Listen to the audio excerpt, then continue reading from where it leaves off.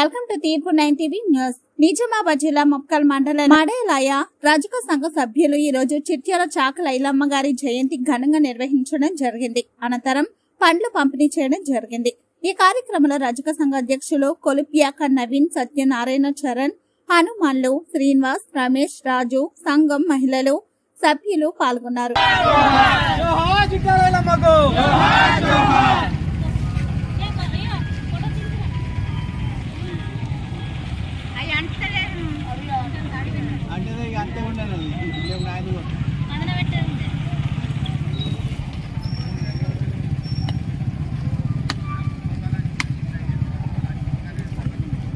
जोहार चिट्याला मगो जोहार जोहार ना बड़ो मलागी वर्गाले आशा होता है बड़ो बड़ो అయితే వర్గాల ఆశ होता है చిట్యాల చాకల ఐలమ్మ జయంతిని జరుపుకున్నందుకు చాలా సంతోషకరంగా ఉంది.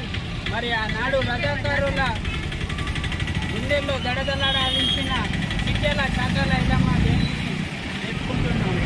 ఆనాడు 4.5 ఎకరాలు తన సొంత భూమి కౌలుకు తీసుకొని రామచందర్ రెడ్డి అనే కృష్ణపూర్ దేశ్ముఖ్ని గడగడలాడించిన చిట్యాల ఐలమ్మ ఈరోజు మా అందరికీ స్ఫూర్తిదాయకంగా నిలిచింది.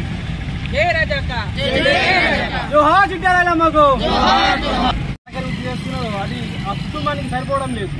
ఆ సరిపోకపోవడం వల్ల భూమిని కౌలుకు తీసుకొని తన కుటుంబాన్ని మరి మంచిగా పోషించాలనే ఉద్దేశంతో భూమి కౌలుకు తీసుకొని పంట పండిస్తుంటే ఆ పంట పండించినందుకు కూడా శిస్తు కట్టాలని చెప్పేసి ఆనాడు రెడ్డిలు ఏదైతే శిస్తు గురించి వస్తే వాళ్ళని తరిమి కొట్టి మరి ఈ భూమి ఆ రోజు కౌలుకు తీసుకొని బతకడానికి శిస్తు ఎందుకు కట్టాలనే ఉద్దేశాన్ని తెలియపరిచింది.